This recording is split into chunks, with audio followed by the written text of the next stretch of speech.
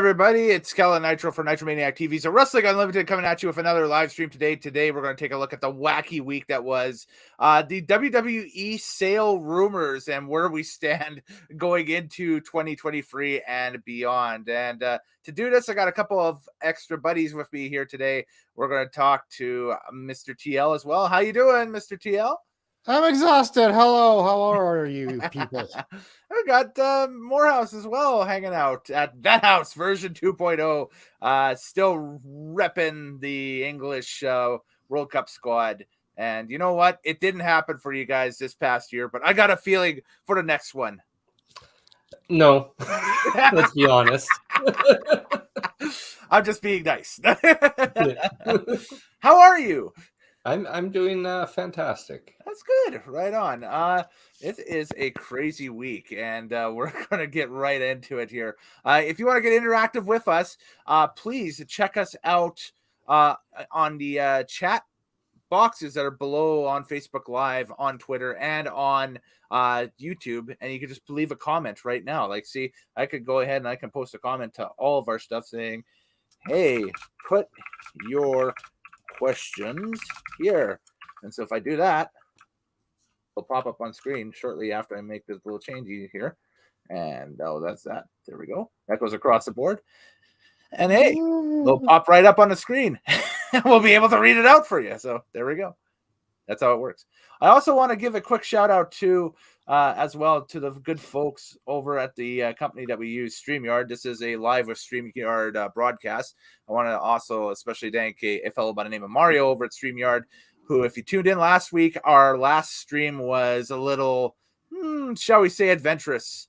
And he's helped me out throughout the past week, trying to figure out what the issues were on that stuff. And so we are at a semi-usable stream today here. And, of course, we got a big one tomorrow that I've got more details on at the end of this one. So stay tuned for details on that. But anyways, we'll get rolling here with the discussion.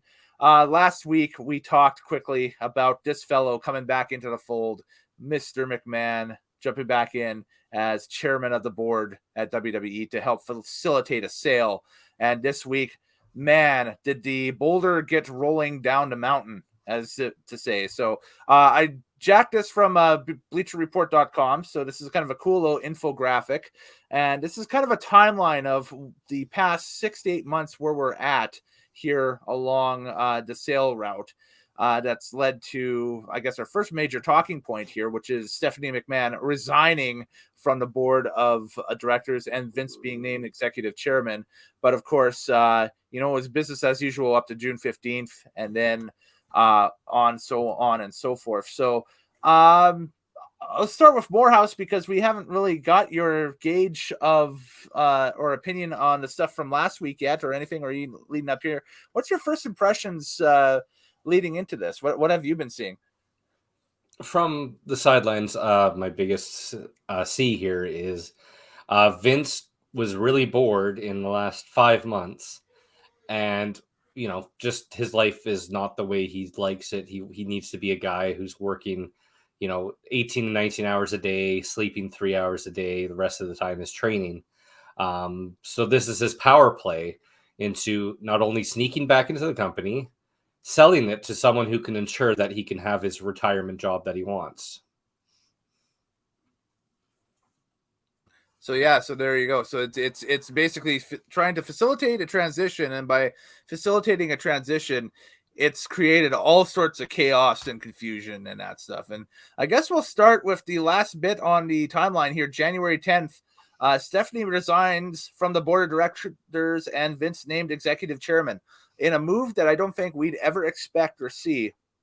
The McMahon child that it almost seemed like the company, I don't want to say it was gift wrapped to her, but it seemed like she was going to be the heir apparent, her and Triple H kind of running things after Vince was long gone and whatever. I released this statement earlier in the week, basically saying about 8 months ago, I took a leave of absence, and within a few weeks, unexpectedly had the opportunity of a lifetime. I had the privilege to return as a co-CEO and chairwoman of the board of WWE, and going throughout the board. The third line or the third paragraph is the one that I want to kind of highlight here, I should say, WWE is in such a strong position that I have decided to return to my leave and take it one step further with my official resignation. Mr. TL, man, that was a jaw dropper when we saw that earlier this week.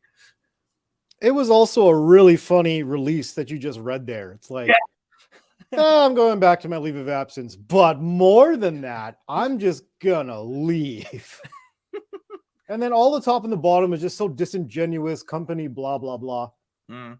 And yeah, she in reality, she really just said, fuck it, I'm done, and then split. All the other stuff was just nicety nice. She pulled an Eric Cartman. Screw you guys and go home. More or less. Yeah, basically. So yeah. I don't blame her. So Nick Khan stays on, but he's now DCEO of WWE. There's nobody to share that title. Triple H is still the head of creative / chief content officer.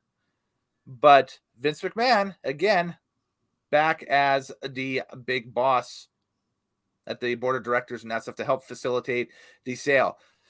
Shortly thereafter, holy moly, did the rumors start flying this week. One in particular kind of got the dander up and the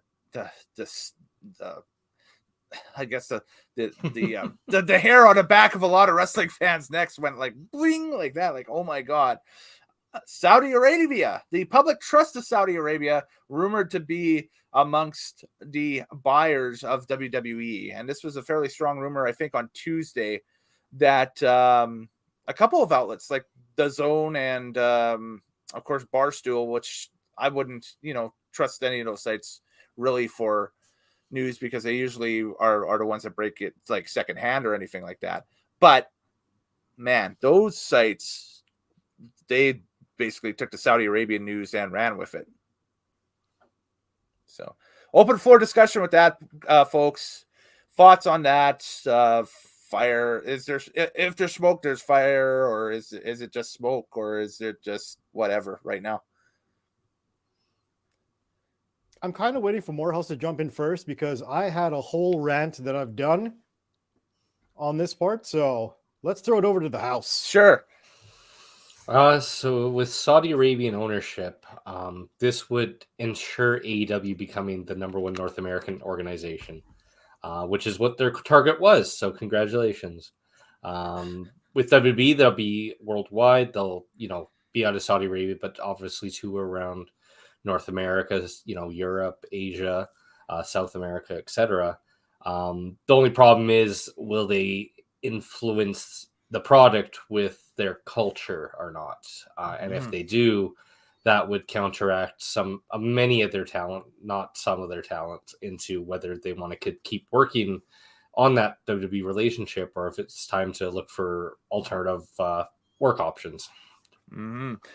It kind of also, just further amongst with the talent and that stuff, there is a lot of talent there that if a sale to the Saudis were to go through, I think could be looking for either other jobs due to either cuts and or just basically their values not aligning with the values of the company anymore.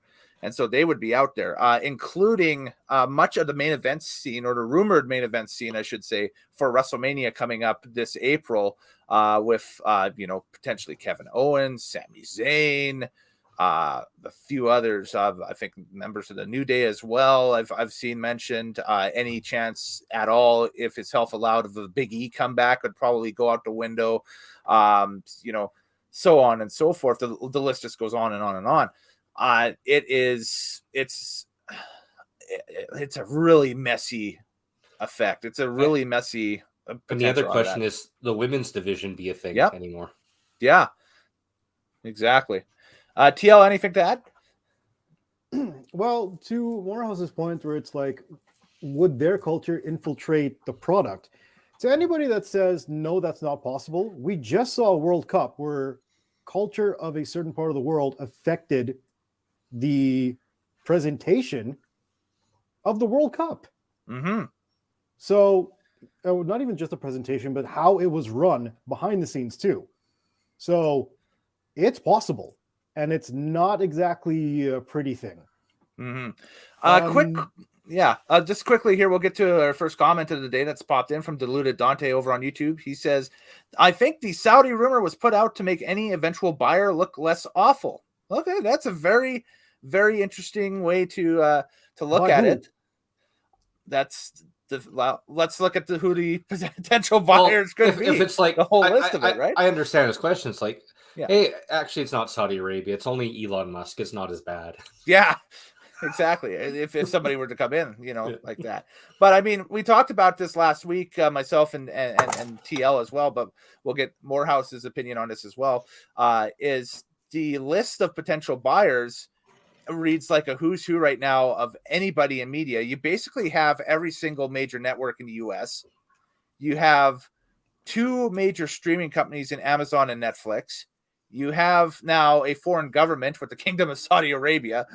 And now, as we were talking about even on Friday, potentially Shad Khan and Tony Khan of AEW looking at potentially buying WWE, which is, insane that, AEW is trying to pull or could potentially pull, or rumored to pull, I should say, a similar move to what WWE did with WCW, but for a lot more money this time around. Because I think WWE is in better shape at this point than WCW ever was. So it's funny you mentioned WCW. When you think about it, you know what really killed WCW?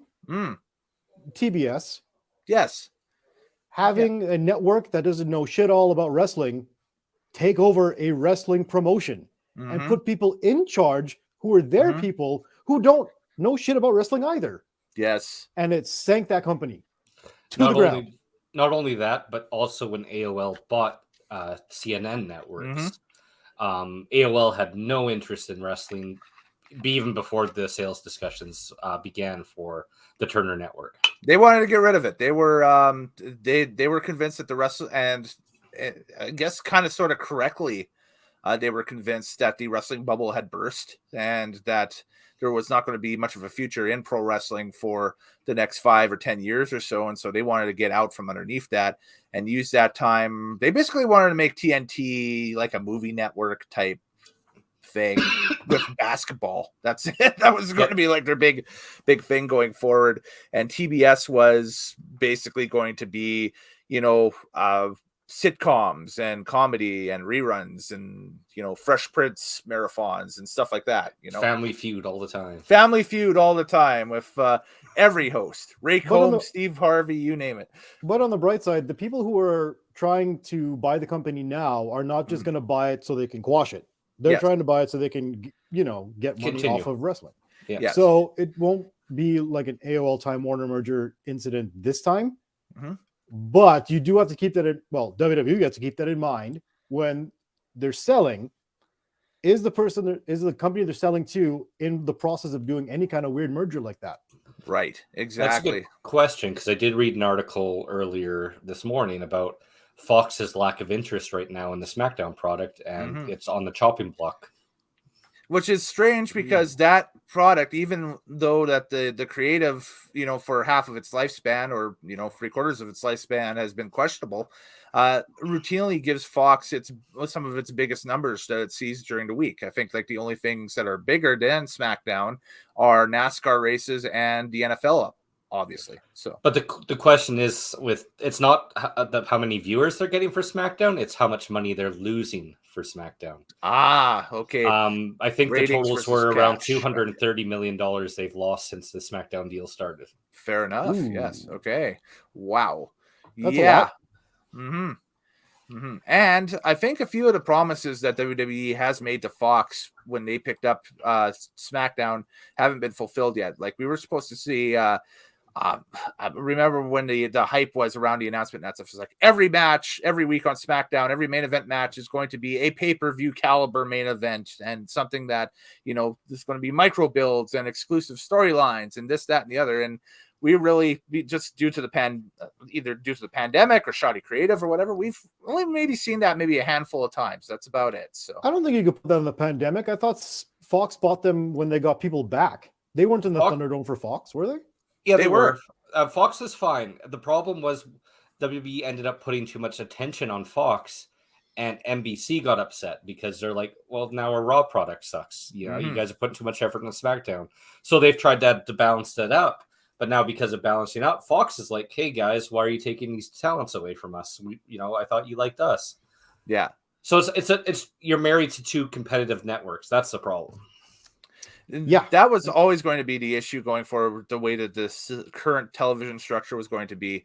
And, it even goes back to the most recent draft that they had, which I want to say was that after the Thunderdome and no, that was before, I think. Oh, that was before that. That was 2019. Because okay, so I remember they had they had individual network rooms where they celebrated every pick, and they had the Fox robot throwing like footballs down, and and they made the USA look like just a bunch of like Hollywood scumbags in a room somewhere and that stuff. Yep. I vaguely remember this. Yeah. This was fall of 2019. So it was terrible because it's like we draft Sami Zayn and then the Fox guys are just kind of like it's taped. So they're just standing there and all of a sudden they're like, yeah. Yeah. They mistimed it. Yeah. So with the companies that are in the running to buy WWE, I haven't heard a lot from NBC, which I think is strange because Peacock Network, NBC, all the history that they have, USA Network, where Raw is right now. Why doesn't it seem like NBC is clamoring to pick this one up? So the people that I speak to that are in the media industry, that I work in and on the on the information side and that stuff, still feel that NBC Universal are the front runners to buy WWE just because of the long relationship. They keep thinking that it's just due to the fact that Vince, Dick Ebersol, their boys, even though Ebersol's I think either retired or in semi-retirement now with NBC, but he still has ties over there. So and the fact that they have such a lineage together and that stuff, and WWE has done so much for NBC products and stuff in the past and everything, that they feel that it is a complete no-brainer that NBC would be the buyer and would be the upcoming I guess the leader, the clubhouse leader, if you will, in the rumors and that stuff. And I think before the betting site, that one betting site closed down, I forget which one it was. I don't want to say Bodega, it was something else earlier in the week, but I think before that went down, I think they had like the they were the favorite odds, NBC Universal, to buy WWE. I think it was like 1 to 400 or something like that, or 1 to 300 or something. That equates to like if you put $20 down on it, you'd probably only get like 25 back if that news was correct or something. So, yeah, I found it, and I'll just there we go. Here. Yeah. Please do, and if I can get that, which I find funny is like, even though it seems like they're the front, you're saying they're the front runner, but like I don't feel like they're making the most noise, as opposed to, the Disney ABC conglomerate. Thank you, Moorhouse. It is sportsbettingdime.com that had that, and their odds for who will buy WWE. Comcast, which is NBC, has minus 140 odds, so they would be the favorite. Some other names on this list towards the bottom of it. Of course, we talked about All Elite Wrestling. They're at plus 3,000 on this site. And Dwayne Johnson, The Rock, Redbird Media with plus 2,000 as well. Okay. Let's entertain that option. No, hot take. I think that XFL is not going to do well under him. Yeah. So I don't think he's going to get his money back from that. So him buying the WWE is going to be no. He won't even have the money to do it. XFL 3 is going to fail. Yeah, most likely. I think so. Well, they're only in 8 cities? Not even? It's the very same. Small. Well, yeah, it's the same 8 cities like last time, but that's how big the league was. But I mean, I don't know. I don't got a good feeling about this one. I honestly think the only team that'll do anything in the XFL will be St. Louis, because it seems like they're hungry for football down there and that stuff, and they have the Rams stadium and stuff like that. And it sounds like their season tickets are going well, but everybody else there aren't talking about their season ticket numbers or anything like that. So there's a difference between hungry for football and hungry for tier 3 football. Yes, that's another thing too. It's what caliber of on field game are you going to get with that and that stuff? Like we saw the USFL, and that was boring. And then there was the All-American football not too long ago. Yeah, XFL 2. But okay, low key, XFL 2 was pretty fun to watch until the pandemic ended the whole thing. Yeah, True. I mean, yeah, the first 3 weeks of that league were the games were sensational. Yeah, it was good. It was good football. Yeah, but again, so so the Rock's company, Redbird Media, is in there. So Liberty Media, which I believe is UFC and F1, is also listed at 1,500. That could be that could be an interesting one. Well, you got to look at what they've done with F1. That's the thing. That's their big. They created a monster out of F1. It's a huge monster right now, the Formula One, the resurgence of it, and it's because these guys just decided, hey, it's a personality driven business. Let's sell the personalities of the drivers to everybody. So that being said, okay, but what channel do they go through to show the shows? They have their own networks. They have they have the F1 network. They have the UFC network. And then I do think they have contracts, like they can show their stuff here on TSN, I believe. Yeah, so they just work individually, country by country, and sell the rights to different television networks by country to country. I think. Oh, because UFC in the States is in Fox, and my UK viewers, forgive me if I'm wrong. I'm going to take a stab at it. I think ITV has the F1 rights over in the UK. I'm not sure. Yeah, correct me if I'm wrong with that. But so they have that. TSN here in Canada has the F1 rights. States, I think, is Fox Sports 1, right? Fox US. Fox Sports 1 has that. And then, as you go through, Japan has its own network that covers F1, and Austria has their own network covers F1, and Germany has their own network. That's the weird thing, though. So if this company that owns F1 and UFC, if they go ahead and they get WWE as a company, how are they going to show the product? They'll have to sell it similar to what Vince used to do. Sky and Channel 4, by the way, in the UK for F1. So there we go. But yeah, it furthers to that point. It sells off to each country. It picks one network in each country, sells them the exclusive rights. They can do whatever they want with the product. You can get interviews with the drivers on there. You can do whatever, and then that's how that works.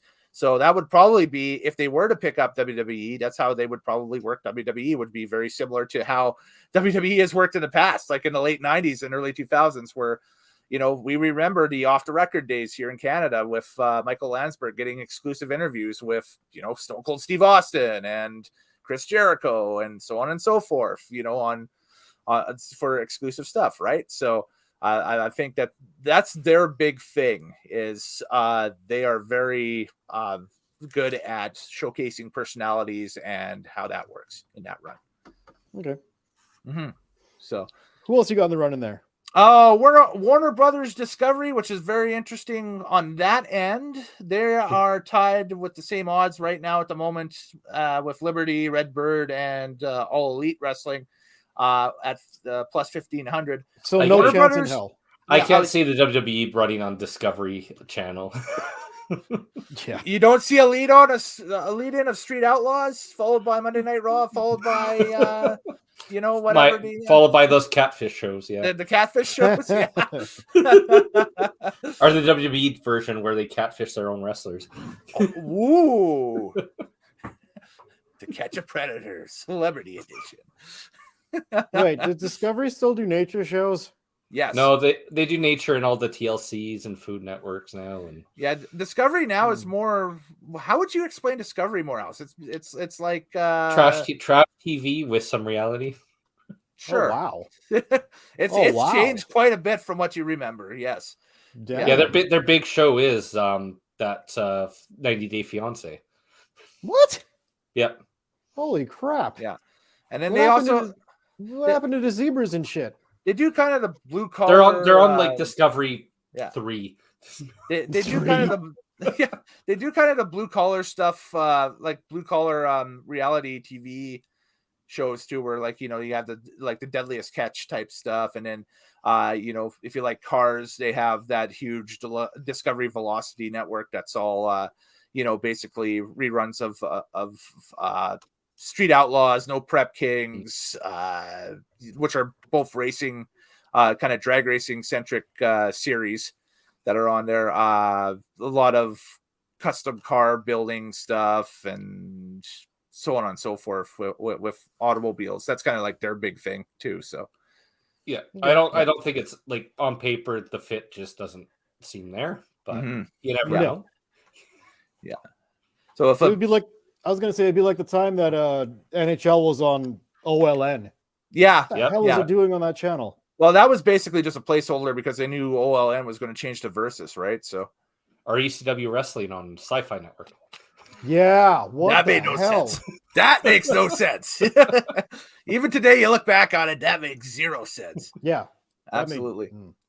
One more from Diluted Dante there. He says, I think that was the original premise of NXT UK, talking about, hey, selling the personalities and having an individualistic show to present to different partners in different countries and that stuff. Yeah. And, you know, I think that was the whole original idea of the NXT country movement, was you were going to have an NXT UK, you were going to have an NXT Japan, you were going to have an NXT Canada that you could sell to different providers and that stuff, and different networks, and say, hey, you can have your own catered, you know, WWE affiliate in your own country, and we'll run shows in your cities and stuff like that under that banner. And then it'd be, you know, and I could see them doing a World Cup pay-per-view based on that premise. Yeah. And then once a year you meet up at, you know, or, you know, you have, if you have time to fill on your WrestleMania card or something like that, you could have, hey, the WrestleMania World Cup with the NXT UK champion versus the NXT Japan champion or something like that. Yeah. Yeah. Yeah, man, that's too much wrestling. That's too much wrestling. Don't you miss when WrestleMania was one night at 9 hours long? Oh god. Don't you miss when WrestleMania was just another 3-hour pay-per-view, and it was just a name for the March pay-per-view or the April pay-per-view. That was it. When did that happen? Oh, that was like 99, 2000. Yeah. 98, 99, 2000. 2000. Well, 2001 was the big one. When it started stretching was about WrestleMania 22 to 4 hours to 5 to 6 to 7. Yeah. Okay, so I was just thinking about that. What network would want to pick up that much content of WWE that no one watches? Because you've got a network with no ratings. Yeah, a backmarker, definitely. Come watch all the WWE wrestling you want on Omni TV. Hey, I used to work there, goddammit. Show some respect. You guys were upstairs and we were downstairs. Yes, that is correct. That was a fun symbiotic relationship. Yes. But if it was offered to Omni, I'm sure they'll be like, yeah, sure, we'll take all that product. Yeah. And then just to close off the sports betting dime list that they have here, we'll get into the 1200s. So these are the companies that are 1200 plus odds right now. So Netflix and Fox are tied with 1200 as of today, as of time of recording, time of streaming this. And then we go just slightly above that to the plus 900s here with Amazon, Endeavor Group Holdings, which I'm trying to figure out who that is. Endeavor Group Holdings. I'm checking right now here. I'm doing a Google too. IMG. They have a lot of money. They have $5 billion. So. $5 billion, yes. That's the UFC. Sorry. Oh, that is UFC. Okay, yep. So there we go. Okay. Yep. Which I still can't see UFC and WWE coexisting under the same banner at all, because there's been a precedent for this. TNA? No, in Japan, Pride and Hustle. Go on. They were owned by the same company, and the MMA product was vastly more popular than the pro wrestling product. So they eventually just disbanded the pro wrestling thing after 2 or 3 years. And then they found out the Yakuza was involved, and they closed the whole company. Right. Yes. But yeah, I feel like that's a bit isolated. But that's the track record I have to go on with that. So Yeah. I So was I gonna just say, don't why see didn't it you? working. I was like, why wasn't your precedent UFC and TNA both on Spike? That okay. But they were And they did have a lot of cross promotion too at the same time. They did, yes. Even though they were owned by two separate entities, obviously. But yeah, okay. That was, that's that in itself is good. A great example because you've seen a lot of cross promotional stuff. You saw a ton of was Impact the lead into the Ultimate Fighter at one time? I believe so, Yes. right? Yes, Yes. it was. So they brought in like Tito to pump it up, or Rampage Jackson went there to pump it up. Mm-hmm. Yep. Yeah. So okay, that's and that was a multi-year. That was a couple. They went for 3 or 4 years like that. I think Longer than that, I think. Longer than that. Yeah. Near the end of TNA's original ownership, they had Stefan Bonner there doing a pay-per-view. Yeah. R.I.P. Sure. Stephan Bonner. Yep, the late Stephan Bonner. Yep, definitely. They had Ortiz as the countdown guy, I guess, for the one pay-per-view. Even though we got a Bobby Fish reaction. It was a very mild to whatever reaction, with maybe like one person wooing in the crowd. That's about it. It's me. Oh, hey, it's Tito. Oh, it's Tito.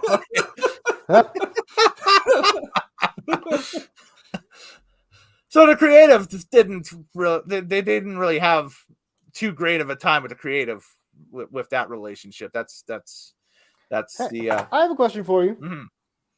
Are we going to talk about the fact that there's a lawsuit going on against Vince McMahon for getting back into the company? Absolutely, yes, for sure. Because I think within the last business day or so, and that's if that news has been made public, that one of the ousted shareholders that was sitting on the board has already launched a lawsuit against Vince. Yeah, and this is what, Delaware? Someone filed a suit? Well, yeah, they do it in the Northeast. They try to find the court in the Northeast that would be most advantageous to them succeeding. So if Delaware is easier than Connecticut, they'll go over to Delaware to launch and that stuff. That's in lawsuits, the person that makes the suit or that files the suit has the early advantage all the time because it's their lawsuit, right? So it wasn't the board member who sued them, though. It was a gentleman, Scott Fellows, who's a shareholder. Okay, so it is okay. So he's suing Vince for manipulating the board and the share. Right. Does it disclose how much of a percentage of shares he owns, or just he filed a suit? It could shareholder? be a guy who owns like 2 shares who's trying to get attention. Right. Okay. Cool. Okay. Well, it depends. When they say class action, though, doesn't that mean there's multiple suers?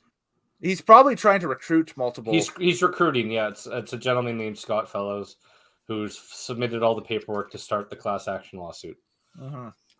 So it's the class action lawsuit's not something that happens in a year. It's a multi-year process. Yeah. Much like the sale too. Like, I mean, like that's another thing too that I just want to hit on quickly. When everybody was in the fever of the Saudi rumors and that stuff earlier this week, they thought, okay, this is a done deal. It's over. Gloom and doom, nuclear A-bombs, stuff like that, right? But a sale like this of a company this size going out to whoever buys it is going to take months and in some cases years to go through all of the different processes and that stuff and get approved and ratified by all parties before it gets made official. The only thing that would be shocking, and it's the thing you got to keep in the back of your mind too, and just the way that Vince McMahon has worked throughout his entire life, that stuff is he could have been easily working on this when he was out of the company as well. So if that's the case, he might have been, he might have a deal in principle with somebody that they've already done 6 or 8 months worth of due diligence on, right? Oh, I'm sure he's been talking to people long before this week. Mm-hmm. And the other thing, wrestling fans are fickle because the last sales we've seen, WCW took like 2 or 3 weeks. Ring of Honor took 2 or 3 weeks. Mm-hmm. Yeah, definitely. So we're used to being like, oh, we watch a show and then Shane McMahon comes in and says, hey, I own a company now. Yeah. But again, True. one could argue that those were kind of less faceted businesses that were for sale than what WWE is, because the most valuable part of the WCW purchase and the Ring of Honor purchase, Libraries. yeah, the tape libraries and the intellectual properties that they may own for, pay-per-view titles or show names or, character names, you name it, whatever. I want Trademarks. to go back to something that the House had said earlier, which was Vince McMahon selling to a company so he can get his retirement job. Mm-hmm. What would that look like? Vince doesn't retire, so what would his retirement job be? It would be a consultant. I think he would be an independent consultant representing the necessities of how to push WWE forward. And I think he'd want back in on a creative Yep. team somewhere, if not as a head, as maybe like a consultant as well. You think Triple H would go for that? No, yeah, course but again, I don't think it's Triple H's control. Yeah, it all depends. If Triple H all of a sudden has new bosses that says, "Hey, here is your new boss," and it's your father-in-law, yeah, there's not a whole lot you can do with it. Yeah, but that's going to go over. Hey, here's your consultant. It's your father-in-law. Yeah, but that's going to go over like Jim Cornette and Russo working in TNA together. Yeah, it ain't going to work. No, and another thing is WWE hasn't had a firing season in a while, and I'm sure Vince is just getting those sticky fingers to start firing some folks. We are back on kind of a somewhat normal calendar when it comes to shows and live audiences and that stuff, like it was, pre-pandemic, I guess. So that typically falls April, May, early part of June is when we get the big news day, either the Black Tuesday or Black Wednesday or wherever, where, all of a sudden 20 or 30 names are out on the market again, right? So, yeah. Nice. So. Mm-hmm. And I think more than 50% of them are going to be the guys who got fired last time. Right. So, and to close off the sports betting dime list here, we talked about the Sovereign Wealth Fund of Saudi Arabia. That's the same fund that owns Live Golf. So that's their big thing right now is the quote unquote competitor to the PGA. And we did talk about UFC and TNA having some co-branding. Let's have Live Golfers and WWE do cross-branding. That'd be the worst commentary team ever. We got a special guest tonight on Raw, Phil Mickelson. Oh God. Ladies and gentlemen, Dustin Johnson. And here he is now with the suplex.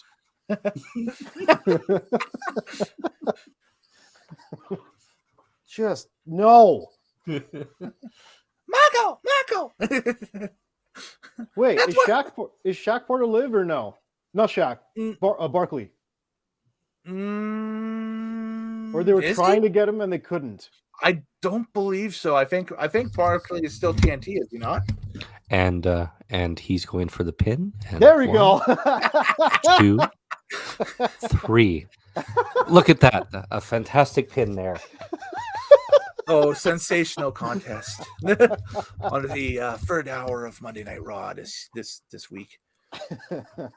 Let's go to the back, and Caleb Braxton has an interview with Kevin Owens. Yeah. Oh, and Jeff Hardy just fell through a table. That's definitely gonna throw him off there for a little bit. We got to take a quick commercial message, and we'll be right back with our main event tonight. Roman Reigns defends the Universal title against Seth Rollins.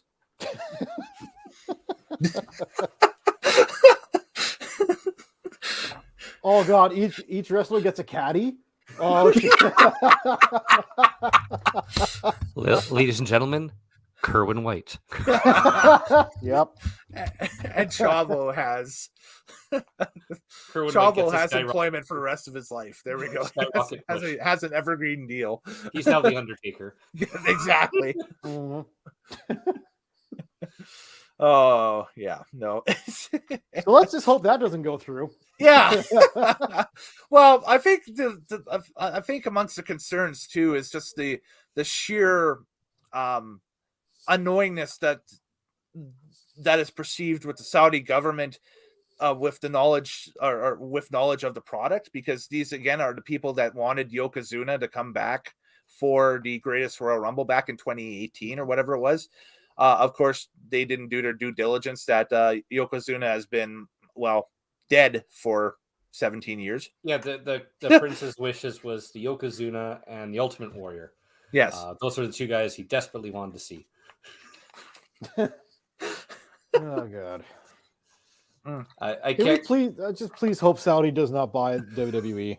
For multiple reasons, yes. That's they are currently the least favorite of all the rumored companies and buyers for WWE. Least favorite with most money. That's the worst part. Yeah. Yeah. Oh yeah. The bankroll is insane. Like, I mean, you look at the companies that are listed on this that are like the A-list companies, you know, the Comcast, the Disneys, you know, the Amazons and the Netflix. It'll take like about 5 or 6 of them to completely equal anything that the sovereign wealth fund of Saudi Arabia would have. And also, that's the other thing. It's not the Saudi government buying them. Is it not a company in Saudi Arabia, or is it actually the government? It's the king. It's the prince who wants to buy him.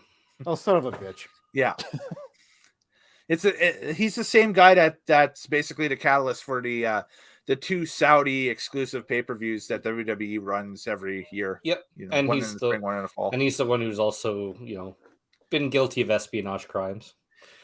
He may have killed a journalist, yes, amongst other people. Yes, either directly or indirectly. Yes. And let's also just squash something as well. Tony Khan's not buying WWE. Okay. No, That's he's not.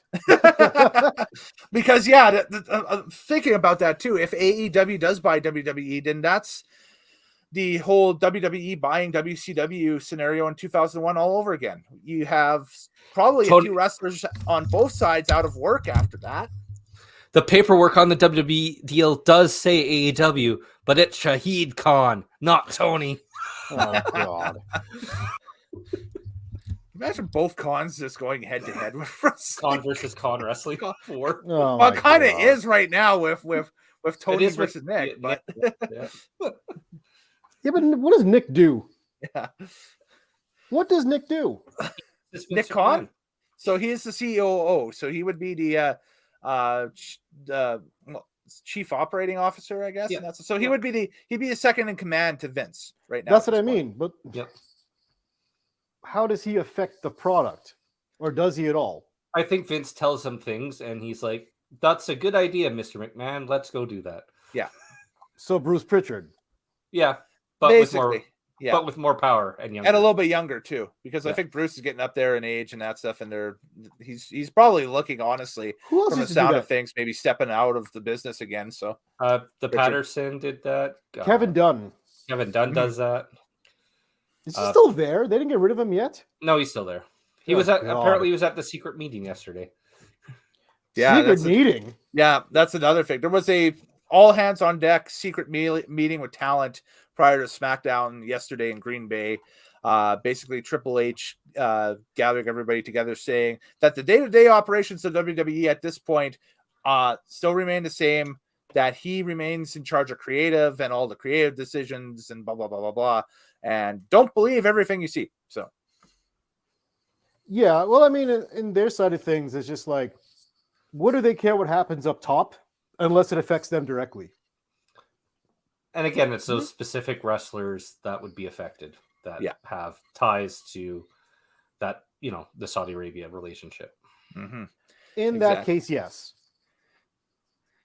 So we got a couple more. Oh, sorry. Go ahead. Finish your thought here. Oh, okay. Anyway, we got a couple more comments here. Delita Dante saying, in fairness, WWE promoted the dead man for decades. Yeah. But the thing is, the difference there is they promoted the dead man for decades while he was still alive. I think his body was dead near the end. I mean, you know, there was some form of Mark Calloway that still had a pulse. So that's why they were. Is he breathing? Then the show must go on, sir. Yeah. Is his hairline still moving backwards? Okay, that's proof of life. The show must go on. The show must go on. And then just more clarification. It's the public investment fund, not technically the government, but basically it is. Yeah, it's the fund that all the rich Saudi governors and that stuff. Isn't that just a silly sounding way to say taxpayer money? Yeah. Oh, probably. Yeah, pretty much. Yeah. I almost wonder if the U.S. government's going to step in on that if that happens. The U.S. buys WWE? Yeah, what do you mean? I meant the U.S. My government stepping in. taxpayers' money paid for that Styles Clash. No, I'm not saying Joe Biden's going to walk out on Monday Night Raw, or He might by accident, but that's a whole different issue. We could have public education funding, public healthcare funding. Screw that. We need to invest in WWE. That'd be more of a Donald Trump thing, anyway. This would be him walking out on Monday. Vince, I'm back. Invest in your tribal Rematch. chief. He's the greatest tribal chief. I've met a lot of tribal chiefs, and I'm friends with many tribal chiefs, but you're my favorite. You're my favorite tribal chief. The great, they're all great. Yeah. I think he said that once about black people. It's like, I got many black friends. Yes, he did. Wow. Yes, I love the New Day. I love the. Excuse me. Fake news. How the hell did he get up in this podcast? Dave Meltzer, Dave Meltzer, fake news. Never liked the guy. Well, in that case, that's true. But still, how the hell did this happen to our podcast? Let's get Trump out of here now. Yep. To close my initial thought with that, I was thinking that it would go, like the House of someone in the House of Representatives would bring it up or something like that, and there would be some sort of, investigation at least or something into, them. The war for WWE. Yeah. U.S. and Saudi go to war because of WWE.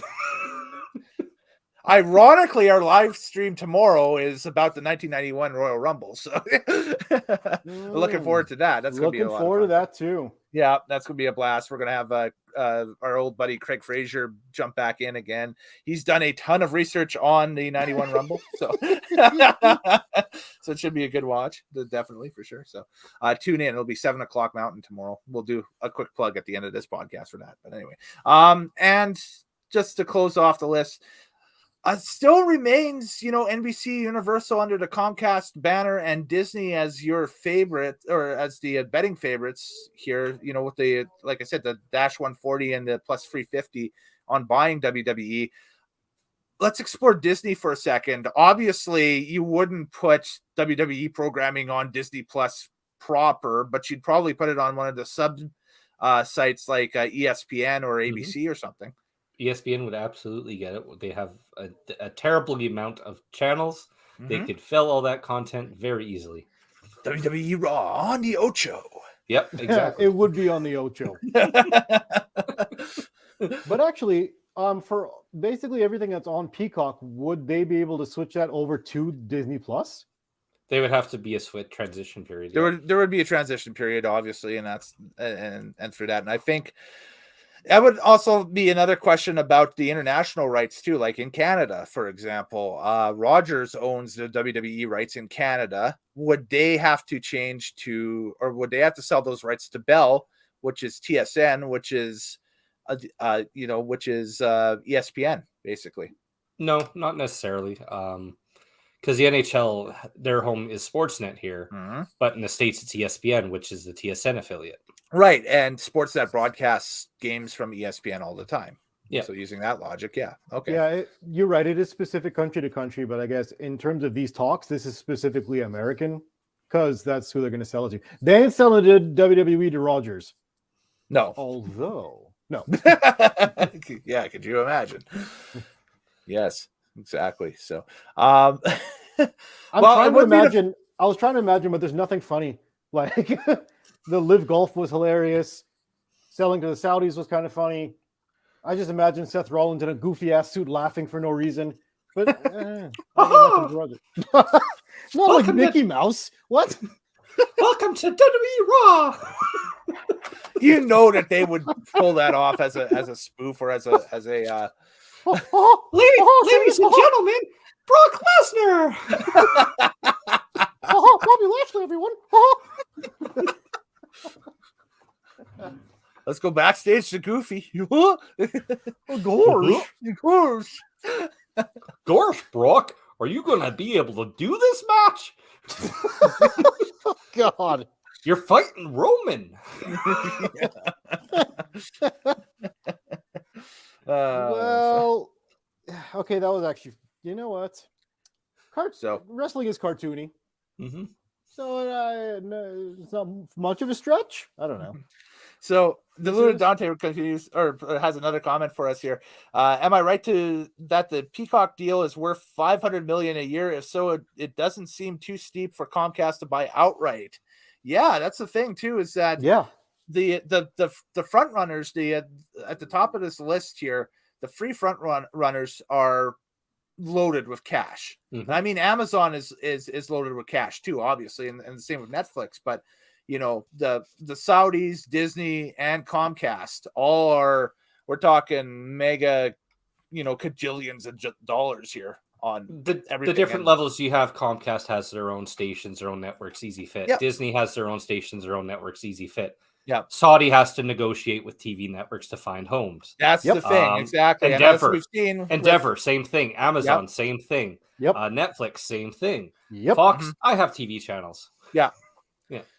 So that's the thing, again, with the Saudis and the Live Golf right now, you cannot see on any major network. I don't believe. I think it's all on YouTube right now. They haven't got a US deal yet. And the US has been, government's been interfering quite a lot on that. Mm-hmm. And I think their tournaments and that stuff are all, like I said, live streamed through YouTube and Google. YouTube and Twitch and stuff. And Twitch, yeah. So, which is... people consider that to be the next level, I think, of broadcasting and that stuff. But the problem is the ad revenue is not there yet.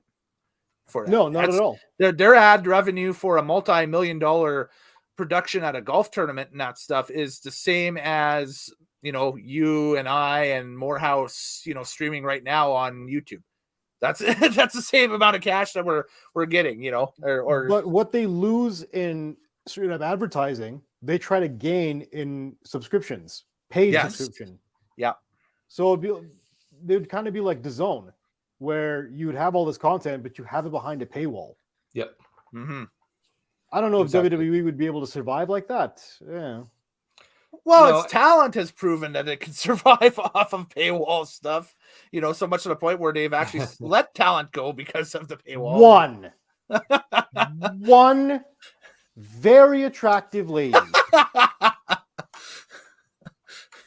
Yeah, I don't think the Kevin Owens paywall will work too much. No, unless he's running around the streets of Montreal, beating up criminals or something like that.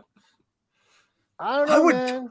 I would totally pay for a Kevin Owens, Sami Zayn buddy cop. Okay, I'm glad you're clarifying. If you're just like, I'd pay for a Kevin Owens fan only.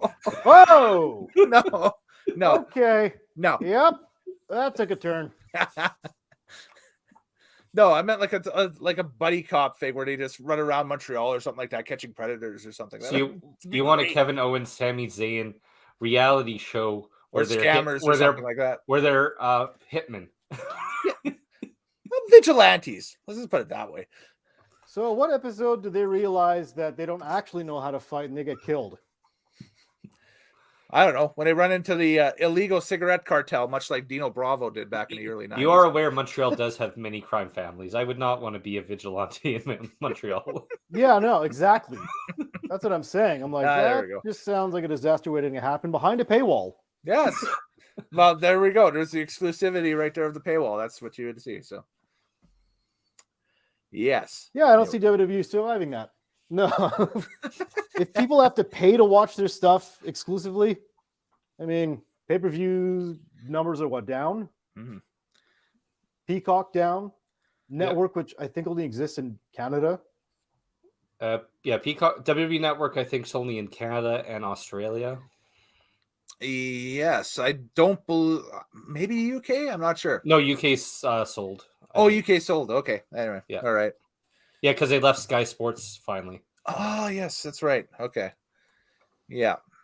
Yeah. So it's just Canada and Australia now for WWE Network, which sucks. I mean, like the whole concept of WWE Network seemed, I will great give on credit. paper, but When it first started, I thought it was a terrible idea. Mhm. They were the first out the door, though. Like the whole industry changed around it. Yeah, absolutely. Like how many sports leagues and how many sports properties now have these on-demand exclusive? Yeah. DAZN, like you were talking about. Yeah, The you know. Zone. You Well, got UFC Fight Pass is another one, right? what's UFC, that other soccer one we have in Canada? Fubu. Fubu, yep. Yeah. Or Fubo. Fubo. Yeah, I was like Fubo. Fubu is closed from the 90s. Yes, Fubo TV. Yes. Not Fubu. Yes, no, not Fubu. We're not getting parachute sweatpants happening here. Like It was with the big pockets? sweatshirts. It was The street sweatshirts and sweepers? track pants. Hey, now. Sweatpants. This Chelsea West Ham game is brought to you by nice fitting slacks. It would be too. Oh, that's sensational.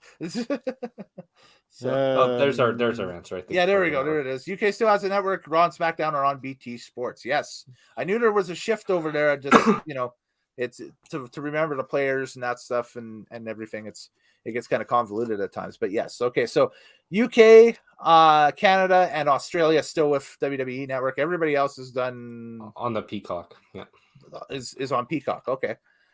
You know, it's the one question that I haven't thought of until right now. Go for it. Why do they need to sell? Money, and maybe Vince is like, if I can't run it, nobody can run it. I think the lack of gates during the pandemic really hurt WWE. No, they were making record dollars. Like not only were they were making record profits during the lockdown, but they were also getting rid of talent. That was a problem. Like, yeah, you guys had the money to pay for everyone. Instead, you're just sacking everyone. Yeah. So then they save money through the pandemic. So what? So they don't need to sell. No, absolutely not. Maybe the McMahon family themselves are hurting for cash. Well, he has lawsuits. And don't forget, Linda had a failed House of Representatives run, right? Too. So, well, she did get into a role with the Trump administration. I don't hate to talk about Trump again, but she did have a role there before he left. So. Yeah. So, I mean, she was in charge of small business, which is hilarious. And now that small business is being sold to the Saudis. No, just yeah. I mean, there's got to be then, if that's the case, that's a great question, because there's got to be a underlying reason why they would, because especially if it's like they want to sell to get out of the business, but Vince doesn't want to retire. Like, there's a little bit of a contradiction here. Yeah. Vince would rather die behind the headset at Gorilla than in some. Well, then let him die and then sell it. I don't know. Why do they need to sell it now? I don't understand why they're selling the company. And then there's this reason too. They're selling because Vince isn't happy that people enjoyed it with him gone, and he's a petty man. Okay, well, that might be. He might just be evil too. I got rid of Bray Wyatt. Why'd you bring him back? And you're cheering him again. What's wrong with you people? He might just be evil. I don't know. That's the big underlying question. I think that's a question that everybody has been asked, like on every single program or every single one of these or whatever. And there's been like 100 different questions or 100 different answers, 100 different supposed answers off of it. So I don't think we'll really know the truth of it until maybe 10, 15 years, 20 years from now. And then at that time, it'll be like the WCW sale rumors and that stuff, where there'll be so much convoluted stuff behind the scenes that, well, the truth is out there, but it makes no sense. There's no way that that's real, So I suppose. Yeah. I do think Vince is back because of pettiness. Absolutely agree with that, though. Oh, yeah. Yeah. It's got to be. Who gave Theory his name back? Well... Carrying who? What? Who the hell let him back in? Yeah. You're a gladiator. Be a gladiator. Put on your damn helmet. My favorite meme that has come out of all of this was something I retweeted on Twitter about I think like a week ago or so, and it's there was a cameo that Taylor Swift made in a movie that's on Netflix or something. I forget the name of it, but it's like a 1930s like gangster type, private investigator type deal, and she's talking to two people on a sidewalk somewhere in front of a movie theater, and then all of a sudden this dude that looks like a detective or a gangster guy from the 1930s or something just comes out of nowhere and just pushes her in the path of a giant truck, and Taylor Swift gets run over by a big truck and whatever. Oh, that's Taylor Swift. Yeah, I've seen that clip so many times. And so and the caption above this is like, this is Tegan Knox at the next face-to-face meeting with Vince McMahon or something. Wow. Tegan Knox. What kind of name is Tegan Knox? You're now Knox. Yeah. No, You're a brawler, Tegan. damn it. No, wait, Tegan. No, you're fired. Get the hell out of here. High-flying, plucky baby face. No, you're a monster heel. Vince, she's 5'2" and 120 pounds soaking wet. She's gonna puke. She's gonna puke. She's gonna puke. No, really, she has bulimia. She's gonna puke. Wow. You know what's okay? That's like that. I did not know that was Taylor Swift. That's awesome. I'm gonna watch that a few more times. Now, yeah, you know the movie I'm talking about, right? Yeah, I forget the name. I know the clip you're talking about because yeah. the last time I've seen anything like that was there was a PlayStation 3 game called LA Noire. Yes, and best one of the cases exactly that happened. Best game. One of my favorites of all time. I love LA Noire. It's one then you remember that? It was one of the early missions. There's somebody pushes a lady in front of a moving car, but she was already dead. But anyways. That was a twist. I know. Yeah. I remember playing that. I was like, what? Spoilers. I've never played it. Oh, it's fun. Yes. Definitely seek it out if you get a chance. Don't get the really weird. There was a version of it that came out, I think, for the Oculus. Don't get the VR version. Try to grab the originals that came out for the PS3 and the Xbox and stuff like that. Was it the Amsterdam movie that came out? I don't know. Taylor Swift movie. I'm just maybe I can't remember. That's the only one that seems relevant here. Okay. I don't think they threw her under a truck during Cats. Plot twist. That would be one of the best twists ever. Oh man, crazy. So one more. Oh, but okay. Did you have a quick? I was going to start wrapping up, but if you have one more thing that you wanted to throw in there, TL, go for it. No, I just wanted to match the time, and you say so, and it totally worked. Ah, okay. I do say that a lot. It's a crutch. Who do you think is the front runner to buy WWE right now as of 3:13 p.m. on January 14th, 2023 in the Mountain Time Zone of North America? Which one? Who? Anybody go ahead. That's all I have for right now. Even though it's not official, I'm still going. I think the Saudi Arabian one is probably the hottest one that I can see going through. Okay. I think they just tried to. Everything got really strange on the week, and they're just like, "Okay, let's keep it quiet. Shut up. We'll talk about it later." Yeah. Okay, TL. Who do you think? I think Comcast. Comcast, NBC. Okay. Yeah. I'm gonna agree with TL. I think Comcast, NBC, just because of the past relationship. I think that there's still a lot of things that they could do with the library, and that's another thing that Comcast could do, because you could see, an easy, thing to fill on the Comcast stations on the weekends and that stuff is an hour of classic WWE or something like that, and they got the rights for that for, like a Saturday night's main event rerun or something like that, or even to reboot Saturday night's main event potentially as a, maybe like a quarterly special or something, or, just various ways of making money and that stuff. I think there's a lot. I mean, hell, one of the WWE titles is the Universal Championship, and Comcast owns Universal Studios. They could get a theme park out of this too, and that's something that WWE, for whatever reason, and Vince's big whole grand scheme of things, has always tried is for a hotel and theme park complex that's based on WWE. Wasn't that what WWE Niagara Falls was?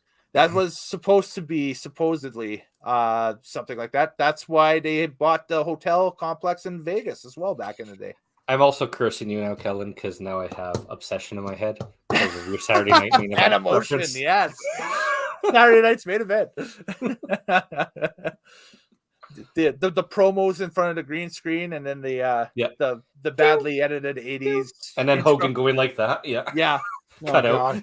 Cut out. Don't get that caught in my head, damn it. It's too late. And then they lead with that was the only program that led with a Hulk Hogan match every single time it was on. Like Hogan was the opening contest. Yeah. You do that because you're going to lose viewers as you keep going throughout the night. So you put your best stuff up top. Like the last match typically of those specials was a tag or a battle royal. Or maybe a new superstar debuting, something like that. Like, I mean, that was it. Well, the one-man gang. Yeah. Yeah, so I mean, the kids get the Hulk Hogan match at the beginning, then they can go to bed, and then if there's any adults up, they can still watch the rest of it. They still watch the rest of it, and then you have a high work rate match, typically between like the Hearts and the Bulldogs or something like that. That's the end of that of the night or something. That's it. So to break down everything, McMahon retires like Mark Henry. Yes. Triple H takes over most things. McMahon comes back for his pettiness or boredom or who knows why. They're selling the company. We don't know why or to whom. Vince McMahon is being sued, class action, from a stockholder. Yes. Because it looks like he manipulated his way through the voting system to get back as the chief chairman of the board. Triple H is still... And don't forget, too, you also have on the table these potential court findings and maybe potential lawsuits against Vince on the whole misappropriation of funds for paying hush money off to potential sexual assault victims and that stuff. Yeah, where did that go? Why is that not still in play? On top of this all. Oh, yeah, and they got rid of the investigator of that in these board shakeups. Left field idea. Shane O'Mac with a Chinese consortium buys WWE. I'm not against it, but I'm not for it. That's complete left field. Yeah, for sure. Is this WWE or the TV show Succession now? I don't know. There we go. Why not? Is that HBO make an offer? Let's go. Let's get some unscripted, unedited WWE content out there. TVMA wrestling. Let's go. What was the last piece of this puzzle? Oh yeah, Stephanie McMahon walks away. We know exactly that why. In itself is the biggest piece that's dropped so far, and it's not a great sign. Obviously, when that happens, that's like the heir apparent has decided to see ya. So the house may be on fire. So the $1 billion princess. Yep. Who looks like a $2? Never mind. Maybe that's what happens if The Rock buys it. He just insults Stephanie for hours on Raw. That might be the greatest thing to ever happen to all of media. Invites back Chris Jericho and just starts, insulting dressing him Stephanie. down. Dwayne Johnson makes fun of everyone. Tune in next week. That could be okay for like a 30-minute or hour long if you wanted to roast everybody. If it's like just a series, if it's a series of roasts for 12 weeks or something. The Rock insults with special guest George Clooney. Yeah. Nice to meet you. What's your name? My name is George. It doesn't matter what your name. Nice. So, besides that, I guess that'd be the show. It doesn't matter what your name is. It doesn't... Oh, that's good. Yeah. But I guess, with all the events that have just happened without this, through this week, month, whatever, we have a lot more questions than answers. Yep. And we'll definitely be back doing another one of these, maybe sooner rather than later. Give it another week. Let's see what the hell else happens. Exactly. leaning right in and see who's all into it. So, oh, that has been a look at the wildness that is the WWE sales rumors. They are all over the place, as you can tell. And basically, it's not, to me, it's not who's going to buy WWE. It's who isn't going to buy WWE, because that seems to be the smaller crowd to do with them right now. No, sir. No, sir. It is who's going to buy WWE. Yes, for sure. So, Moorhouse, thank you again for joining us on this live stream. We appreciate it for sure. And TL, Hello. pump your social media again one more time for us. And It is at TMLOUTAN. I want to smoke. Give me smoke. I'm tired of this fresh air. I want to smoke. I'm Kellen Nitro on Instagram and on Twitter, so give me a follow via that as well.